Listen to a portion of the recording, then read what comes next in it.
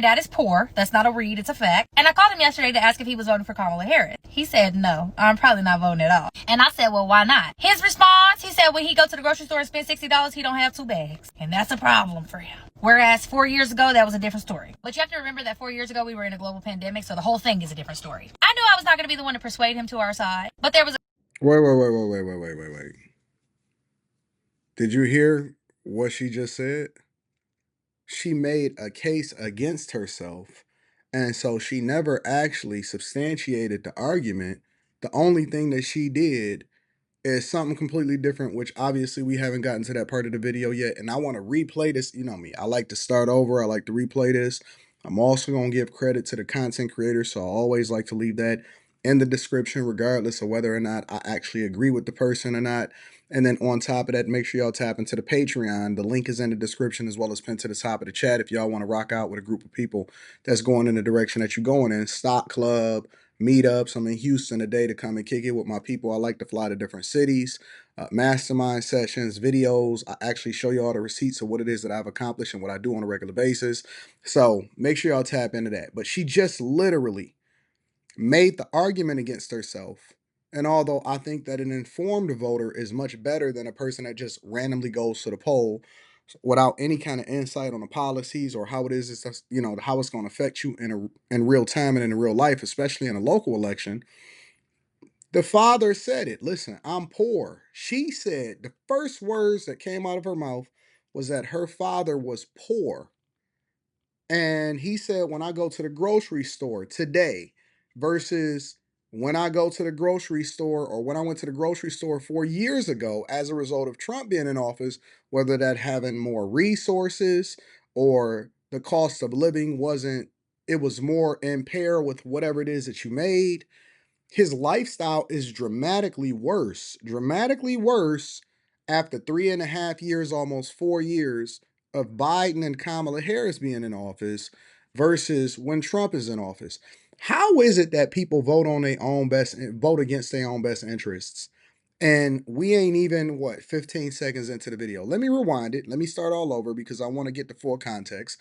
I'm going to let her rock, and then we're going to start to get into it. Poor. That's not a read, it's a fact. And I called him yesterday to ask if he was voting for Kamala Harris. He said, no, I'm probably not voting at all. And I said, well, why not? His response, he said when he go to the grocery store and spend $60, he don't have 2 bags. And that's a problem for him. Whereas 4 years ago, that was a different story. But you have to remember that 4 years ago, we were in a global pandemic, so the whole thing is a different story. I knew I was not going to be the one to persuade him to our side, but there was a call going on with Win for Black Men hosted by Roland Martin. Thousands of black men all across the country gathered on Zoom to talk about what they're going to do to support Kamala Harris. And of course, to raise money for the cause because they do need them donations. So I sent him the link and I said, why don't you just spend 10 minutes on the call me back, let me know what's going on. He didn't call me back last night because he stayed on the call for more than 3 hours. And he got inspired and energized by all of the black men around this country who are not just in support of Kamala Harris because she's a black woman, but who are in support of change. So last night at 11:03, I got this text. It is important to talk to your friends, neighbors, and followers about the causes that you care about. This is a historic election. And I'm not going to lie, I've listened to several Trump speeches. He knows what words to say. But never forget January 6th. What they do to get you is not what they going to do when they got you. Isn't it funny? We don't go off of what your life was, how it is that you was affected over the last 3.5 years versus the 4 previous to that. Most black people that I know say that they were living in bliss, that life had never been better for them in 2016 through 2020.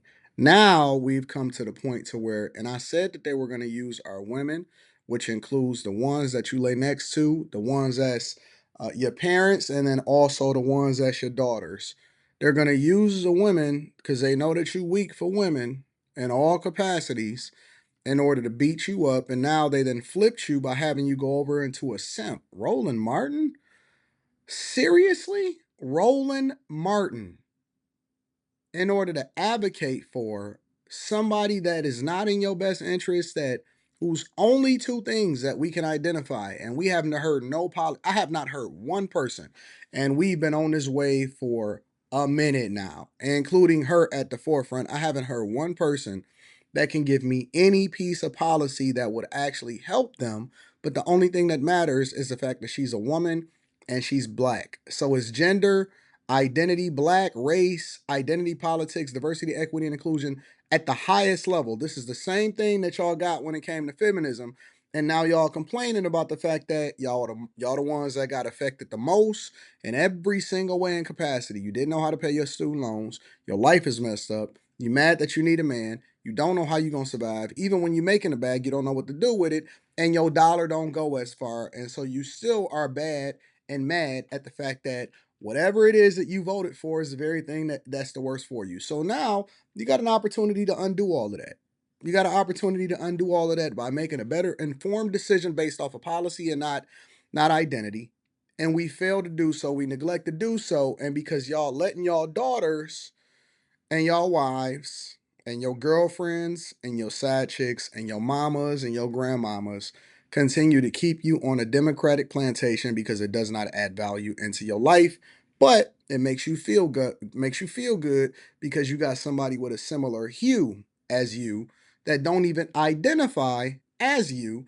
They identify as something completely different, and they said that they would never and they not gonna ever do anything just for you and your hue, but you continue to vote for them and advocate for them and raise money for them. And so I don't want to hear anybody else say that I am the person that is worse for the community when it is that I am concerned about my employees, my black women employees.